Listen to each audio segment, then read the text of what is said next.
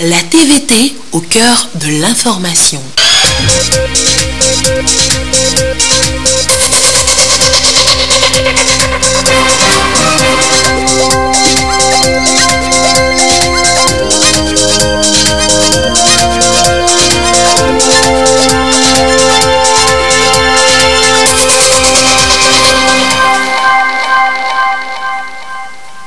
Bonsoir à tous, il est 20h. Dans l'actualité ce soir, ce qui va changer désormais dans la manière de travailler de la HAC pour les 5 prochaines années. L'instance de régulation lancée hier a nommé son nouveau plan de travail. Le FMI encourage le Togo, le niveau du pays, le niveau de la dette du pays baisse. C'est le constat dressé à l'issue de sa dernière mission par l'institution début avril à Lomé. Et puis une patrouille de la police togolaise attaquée hier à la plage. Un individu a perdu la vie. Qu'est-ce qui s'est réellement passé? Eh bien nous le saurons tout à l'heure dans cette édition. Voilà, madame, monsieur, le sommaire. Bienvenue. Voici le 20h. La RAC se réinvente. L'instance de régulation a lancé son nouveau plan de travail hier et c'est sur les 5 prochaines années.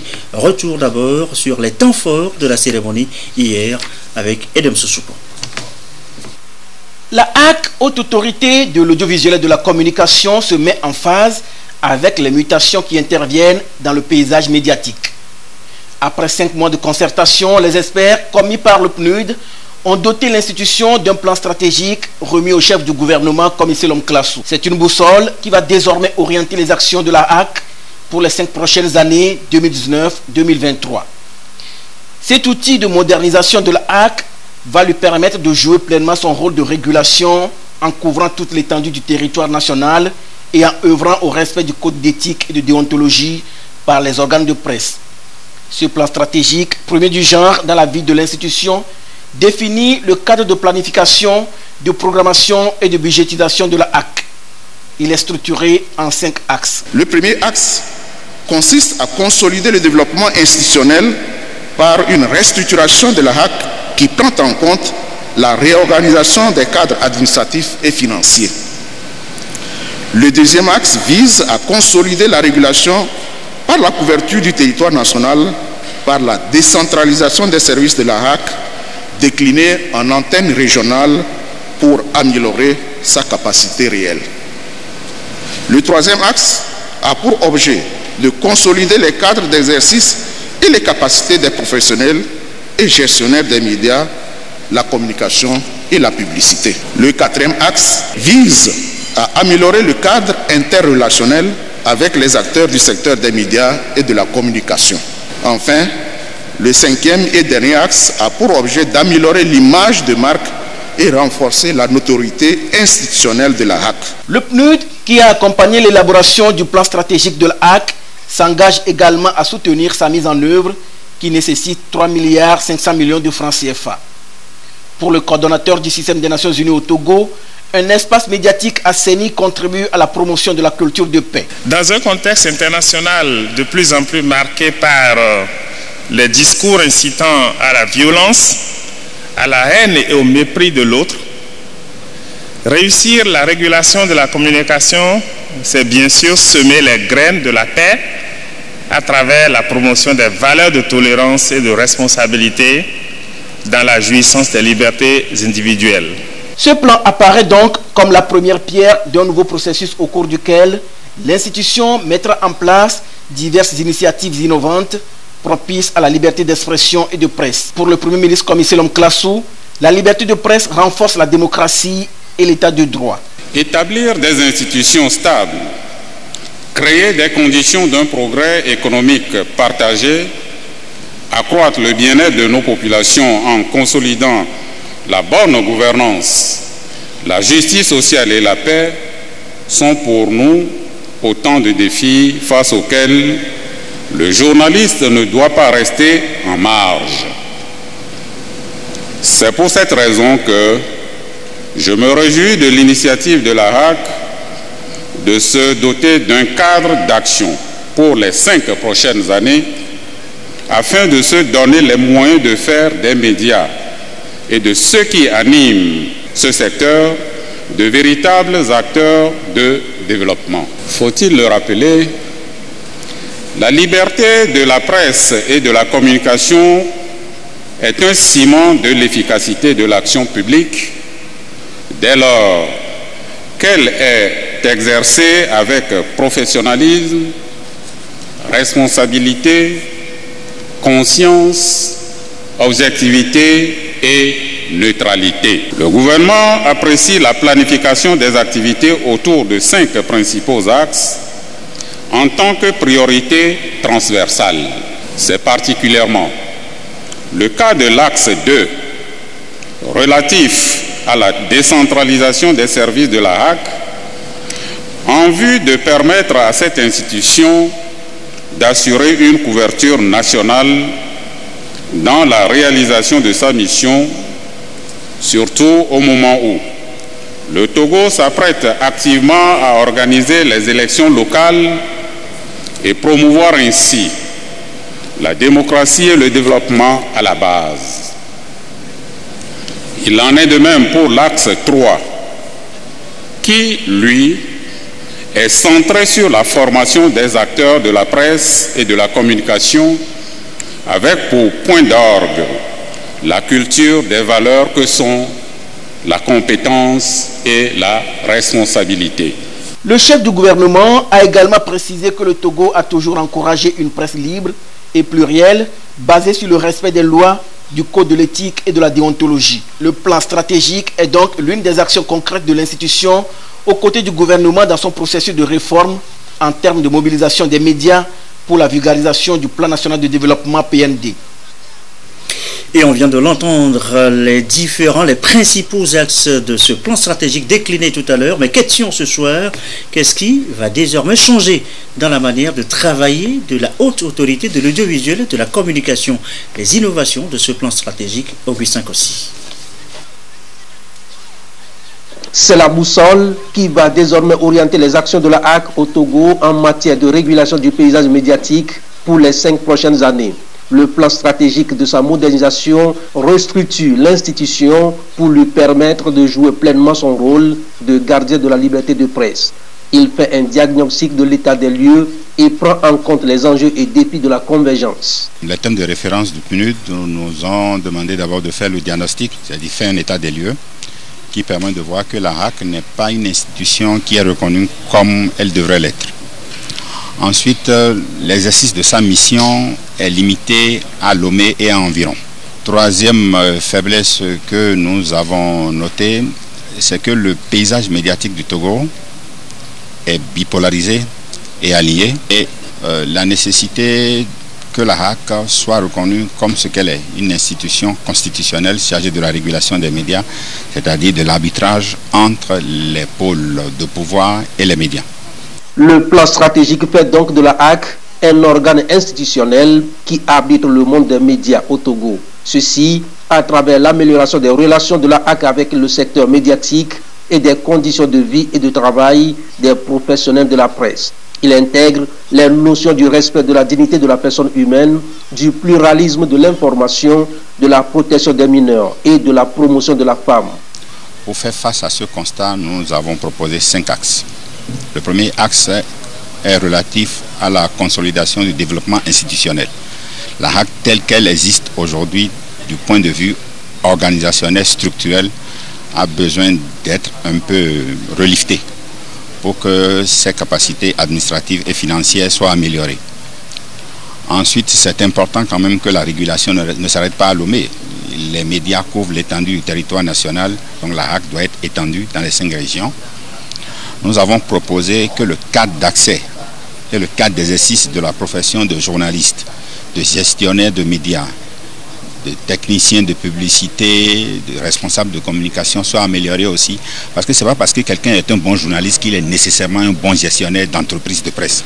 Quatrième solution que nous avons proposée, c'est que la HAC améliore la qualité de ses relations avec toutes les parties prenantes de la régulation. Que ce soit les médias, que ce soit la société civile, que ce soit les FAT. Et en fait, dernière solution que nous avons proposée, c'est que la HAC ait une communication institutionnelle digne de ce qu'elle doit être. C'est quand même important que de plus en plus, la place des femmes leur soit accordée aussi bien dans les médias que dans les organes de direction. Le numérique a induit beaucoup de changements dans l'exercice de la profession.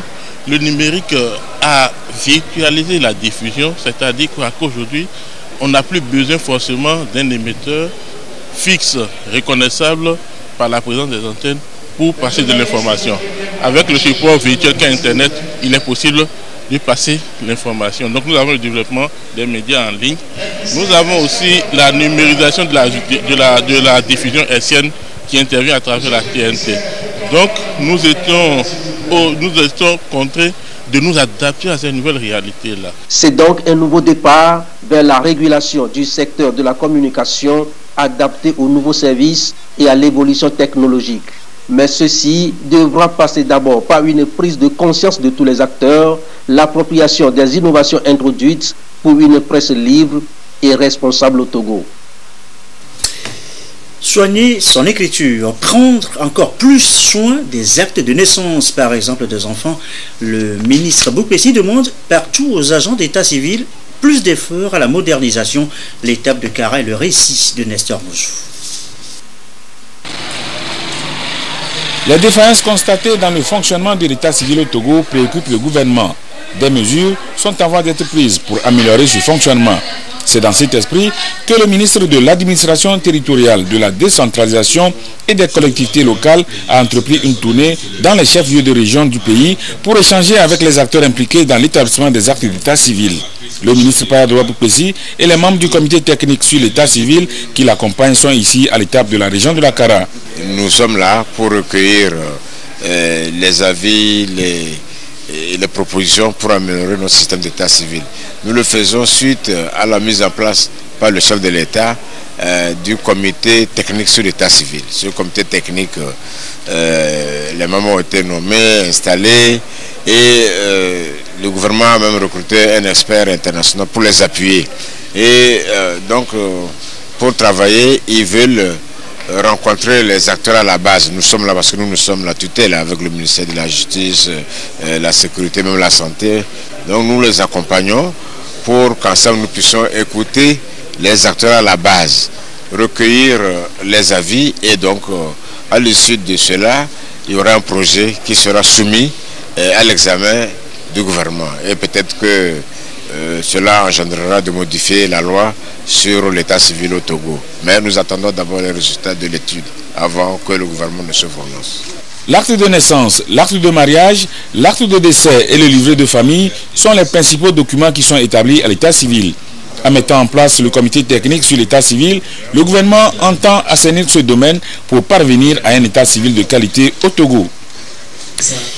Ça diminue, je vous l'annonçais tout à l'heure en titre, le niveau de la dette du Togo baisse. C'est ce que dit le FMI, un constat dressé au lendemain de sa dernière mission à Lomé début avril. Les précisions de Carmen Magiaka. Le niveau d'endettement du Togo devrait passer sous la barre des 70% en 2019, selon le Fonds monétaire international FMI.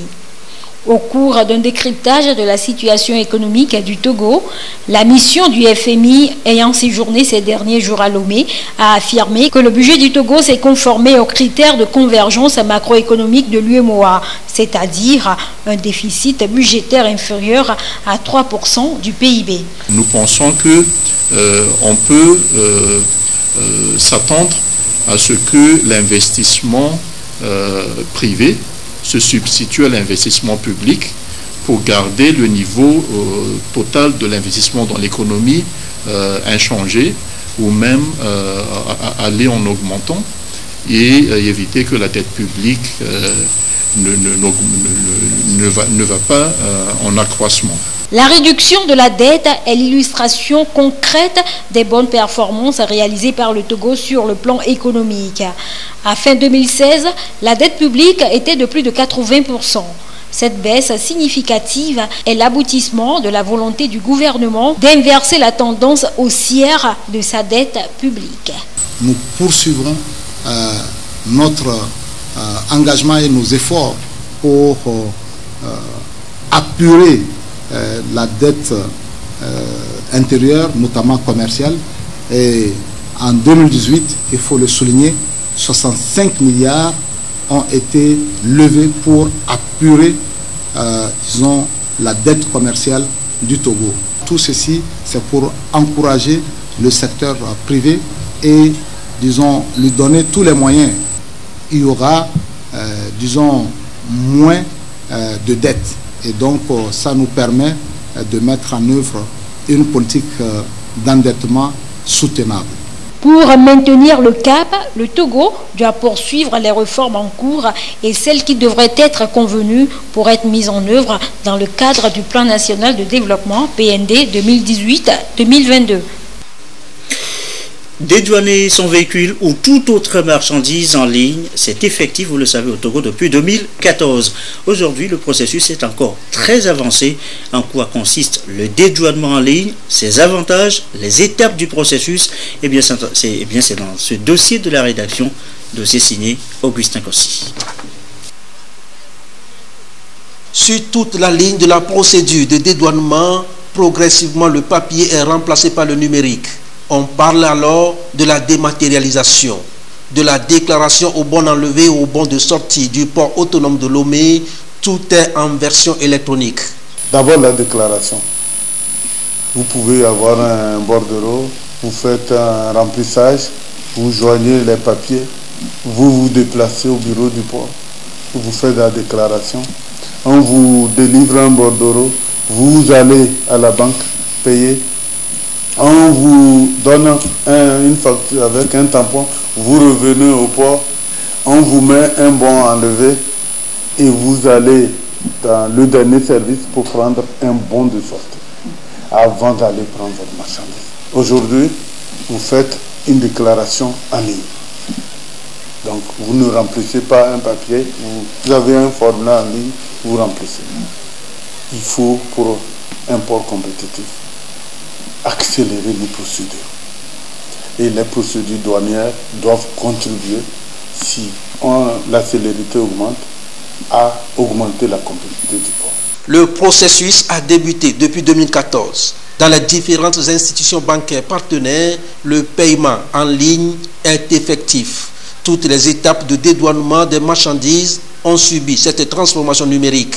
Cette fois-ci, le bon enlevé et le bon de sortie entrent dans la révolution numérique en accélérant le processus. Les factures hautes à la déclaration en ligne. Le vérificateur n'attend pas que vous arriviez avant de commencer le traitement. À la déclaration, document joint, il commence à faire le traitement. Il finit le traitement sans même votre présence. Il émet un bordereau de liquidation. C'est un papier électronique qui va directement chez notre partenaire Segis, qui le reçoit. Là-bas, on lui met une facture. La facture revient à la douane sans que vous traînez un papier. Quand ça revient à la douane, chez le vérificateur, maintenant il vous faut un autre papier qu'on appelle bon enlevé. On ne vous imprime plus ce papier, c'est le papier de déclaration, on ajoute le bon enlevé, c'est un tampon, mais électronique. La dernière étape pour nous, c'est que vous êtes chez vous, vous imprimez le bon enlevé et le bon de sortie. Déclaration en ligne. Joindre les factures et les autres documents en ligne. L'émission du bordereau pour liquidation électronique. Le déplacement qu'on ne fait plus pour amener son papier. Le traitement accéléré pour l'opérateur. Si on va jusqu'au bout, l'impression de son bon de sortie. Il existe un numéro d'identification fiscale pour le déclarant et l'opérateur économique et un code de déclarant qui servent à sécuriser le processus. Ce système va être élargi à toutes les procédures douanières au Togo. Prochaine étape, les opérations aéroportuaires de dédouanement. Augustin Kossi, merci. Également dans l'actualité, le réseau francophone Trade for Trade évalue ses pratiques en matière de commerce. Exercice à l'objet depuis ce matin la cérémonie d'ouverture des travaux, le récit de Tchazim Nabaga.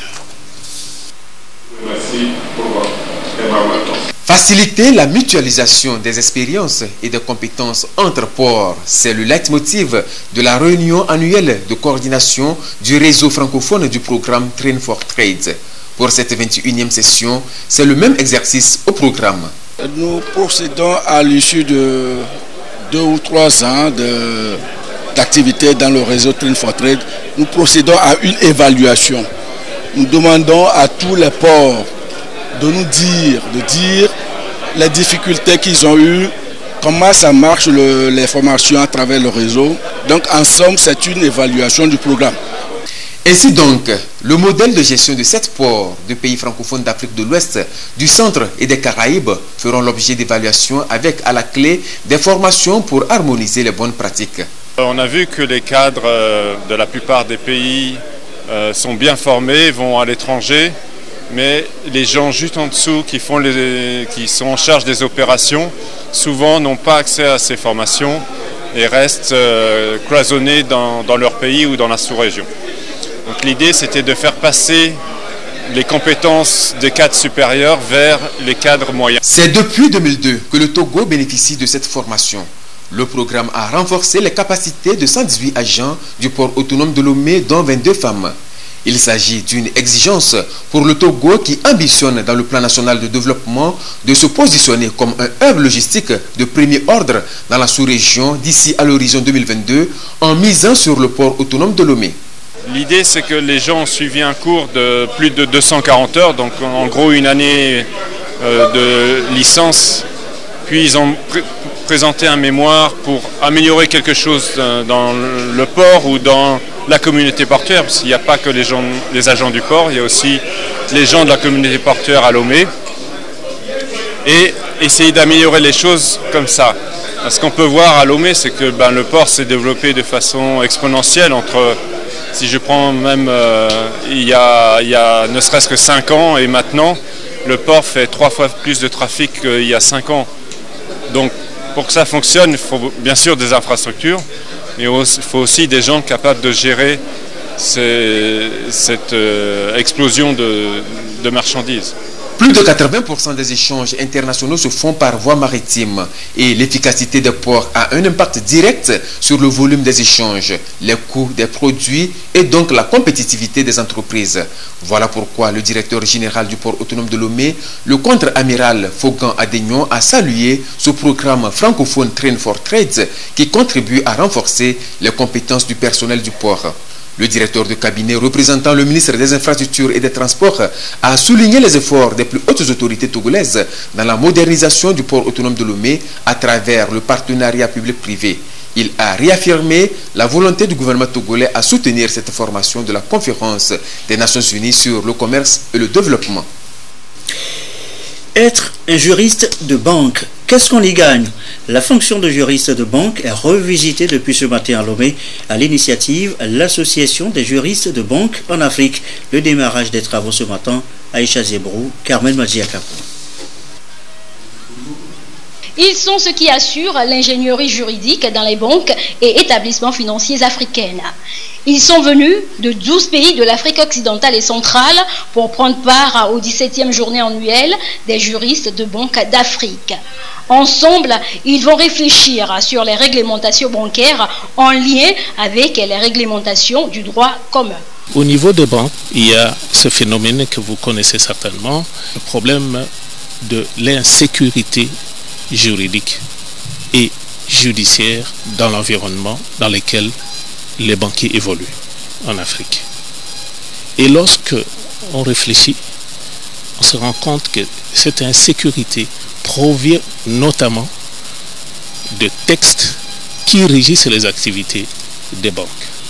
Et donc il faut réfléchir pour voir quels sont les problèmes qui sont créés par le législateur et qui empêchent les banques à pouvoir donner le meilleur d'elles-mêmes. Depuis l'an 2000, l'Association des juristes de banques et établissements financiers AJBEF œuvre pour mieux sécuriser les banques et les clients. Elle apporte donc sa contribution pour relever les différents défis auxquels font face les banques africaines. Le défi à relever, c'est la création des groupes bancaires africains pour que l'Afrique puisse se financer par elle-même et qu'on arrête de toujours tendre la main vers les Occidentaux. Tout ce qui est de nature à saper les bases de nos économies et qui ne facilite pas l'émergence des pays africains. La JBEF regroupe aussi bien des juristes de banques de l'espace UEMOA, mais aussi ceux d'autres pays hors UEMOA. Ces actions sont ici appréciées. C'est un outil extraordinaire. Extraordinaire en ce sens qu'il permet aux juristes de banque de se retrouver, d'échanger et de proposer des pistes de solutions aux différents problèmes. Et je pense que depuis leur création jusqu'à aujourd'hui, ils ont abattu un travail extrêmement important. Mais il y a extrêmement de défis à relever. Et il faut se renforcer, il faut savoir faire face à ces défis. Et je pense que sans l'association des juristes de banque, les banques couriraient beaucoup plus de risques. Selon le ministre de la Justice, garde des Sceaux, les professionnels doivent être désormais capables d'appréhender la question bancaire du point de vue du droit.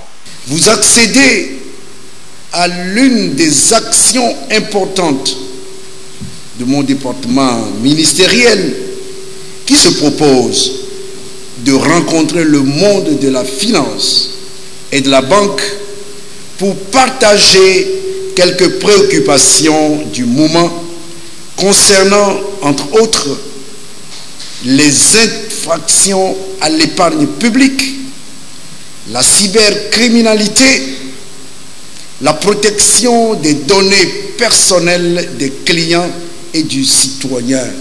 En tant que professionnel des droits et employé de la banque, le juriste de banque a pour mission de veiller à la légalité des actions et décisions de la banque.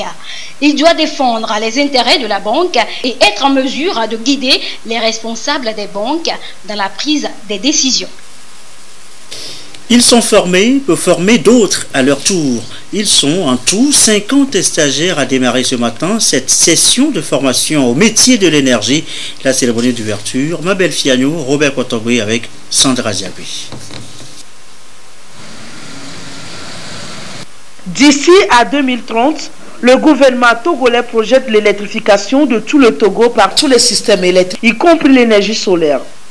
Ce qui nécessite la maîtrise de la technologie en matière du solaire pour les installations et la maintenance des équipements. Kia Energy Group, retenu suite à un appel d'offres international, apporte ses expertises aux jeunes Togolais. À travers cette formation, il y a deux volets. Il y a d'abord le volet technique, c'est-à-dire les technologies sur lesquelles eux-mêmes ils vont former à leur tour les techniciens. Puis après, il y a l'aspect pédagogique, parce que c'est très important de leur donner les outils pédagogiques nécessaires pour former les techniciens de façon concrète et pratique, pour qu'ils n'aient pas à aller tituber en gros sur le terrain. Donc, il y a le volet technique couplé à une approche pédagogique pour pouvoir délivrer le message. 50 jeunes sont ciblés pour cette formation, à l'issue de laquelle ils vont être déployés dans les 5 régions pour former 3000 professionnels des énergies solaires. Ça, c'est une première phase qui consiste à former les formateurs et donc qui vont par après se répartir sur les 5 régions administratives de notre pays, où le ministère de l'enseignement technique dispose des centres de formation régionaux. Et donc, par région, les 3000 seront répartis et bénéficieront de la formation sur les équipements solaires, comment les dimensionner, comment pouvoir faire une installation qui réponde aux besoins du client. C'est un programme qui est en lien avec le PND et se situe dans le contexte du projet présidentiel CISO. Dans la mise en œuvre de ce plan, de cet ambitieux plan, le secteur de l'énergie est fondamental. Et donc, sous la houlette du chef de l'État, le gouvernement a élaboré une stratégie d'électrification pour tout l'ensemble du territoire.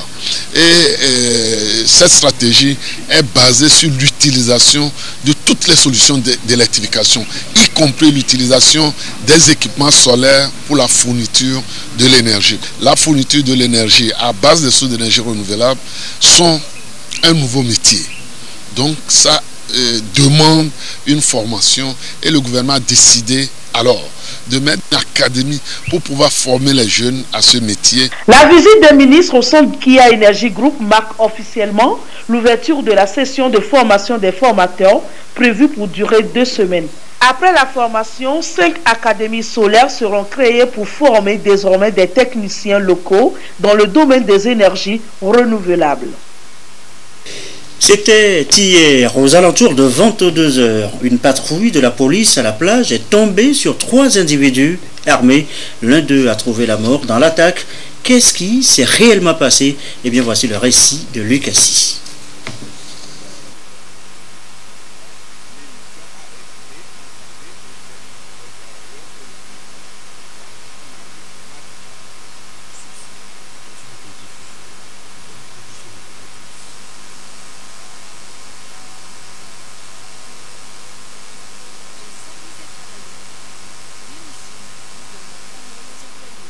Voilà, apparemment nous avons un souci de son sur ce sujet sur lequel nous allons peut-être revenir dans le courant de cette édition.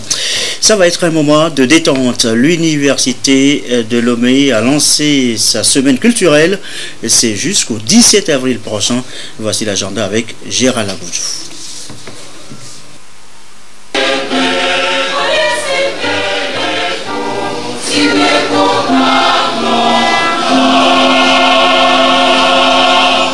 L'Université de Lomé célèbre la culture à travers ce créneau dénommé Journée culturelle. Moment de répit offert à toute la communauté universitaire pour exprimer en toute plénitude sa diversité culturelle sous plusieurs angles.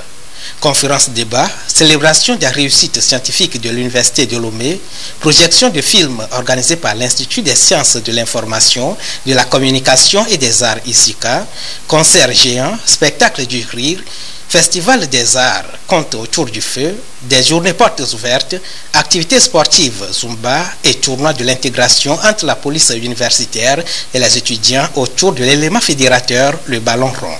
Ces activités sont placées sous le thème « Culture, sciences et excellence à l'Université de Lomé ». Les autorités universitaires nous ont instruits de faire en sorte que toutes les autres composantes de la communauté universitaire se joignent à la fête. Aux côtés de la culture, nous avons estimé que la science aussi peut s'inviter parce que nous sommes dans le temple du savoir et nous ne pouvons pas célébrer la culture comme monsieur tout le monde. Nous devons célébrer la culture en mettant en exergue ce que nous savons faire le mieux et l'un des aspects où l'une des identités des universités, c'est la promotion de la science. C'est pour cela que la direction de la science et de l'innovation a été invitée pour présenter à la communauté universitaire toutes les réussites, toutes les excellences que nous avons eu à enregistrer au cours de l'année précédente jusqu'à maintenant. Et je pense que cela dénote de la volonté justement des autorités universitaires à faire en sorte que culture et sciences s'imbriquent pour que justement ceux qui viennent de la ville puissent savoir que nous ne célébrons pas la culture comme on le fait dans les lycées, mais nous célébrons la culture en tant que des chercheurs qui trouvent, des chercheurs qui sont primés à l'international. Sur place, un avant-goût a été offert à l'assistance, de quoi donner le ton à l'événement.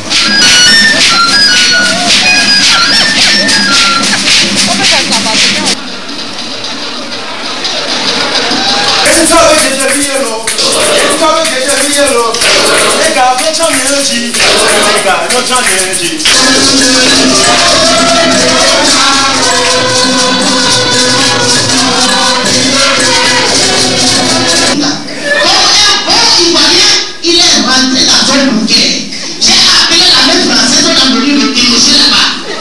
Tu n'es pas envoyé à l'école, CPI, cours primaire international.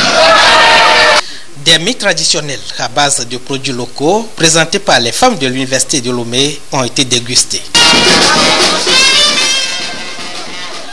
Et voilà, une semaine culturelle, une semaine de détente, ce qui promet, ça vaut la peine d'y faire un tour. Le reste de l'actualité, SOS Village d'enfants à 40 ans, à l'heure du bilan, que retenir des actions de l'ONG en faveur des enfants vulnérables. Nous reviendrons sur le sujet dans nos prochaines éditions. Les enfants portés également par l'UNICEF dans son projet École Amis des enfants. Ils viennent justement, les enfants de Pimé Tomegwe, de bénéficier de kits scolaires. Gérald Laboudjou. Le Fonds des Nations Unies pour l'enfance, UNICEF, soutient le secteur de l'éducation en faveur de sa cible au Togo. L'approche École Amie des enfants a été élaborée et mise en œuvre depuis 2014 au Togo par l'UNICEF pour contribuer à l'opérationnalisation de la Convention relative aux droits de l'enfant en vigueur depuis 1990. Il s'agit d'un modèle éducatif qui prend en compte deux régions, plateau et savane.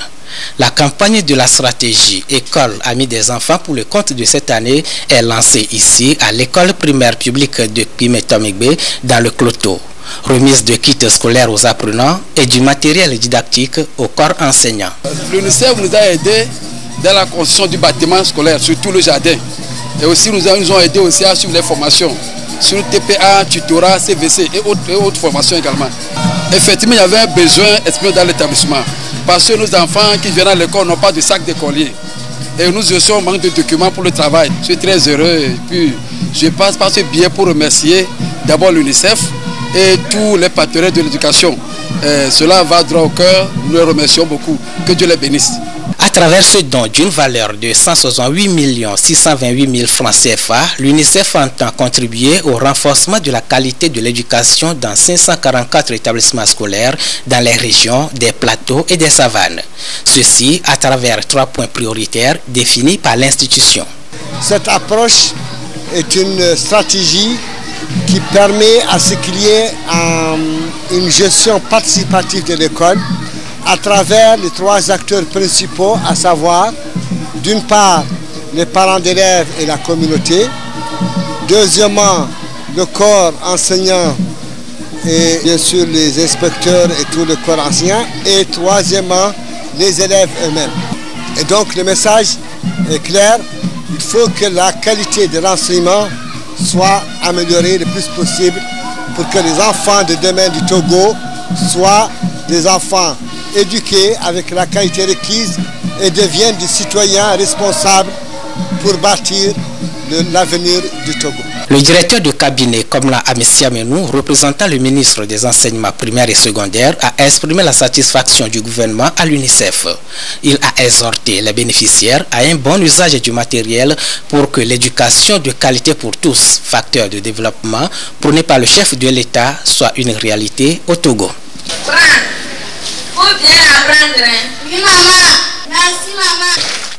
Et voilà ce communiqué de la RAC. Avant de refermer ce journal, l'atelier national de validation du plan stratégique de la haute autorité de l'audiovisuel et de la communication, organisé sous le haut patronage de son Excellence, Monsieur le Premier ministre, à l'hôtel de février de Lomé, ce 8 avril 2019, a pris fin sur une note de satisfaction.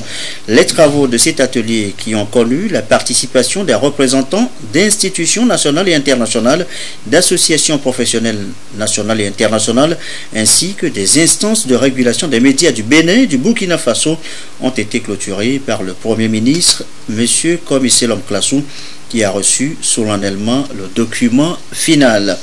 Compte tenu de l'importance de l'événement, le premier du genre au Togo, toutes les composantes impliquées dans la mission de la HAC ont été invitées et ont apporté leur contribution à la consolidation du cadre d'orientation établi par les consultants du PNUD. Elles se sont félicitées de la qualité du document et ont invité la HAC à une mise en œuvre effective de ce qui peut être qualifié de cadre document de travail. Afin d'assurer une régulation du secteur des médias et de communication sur tout le territoire national, il a été souhaité l'installation des services de la HAC dans toutes les régions du pays.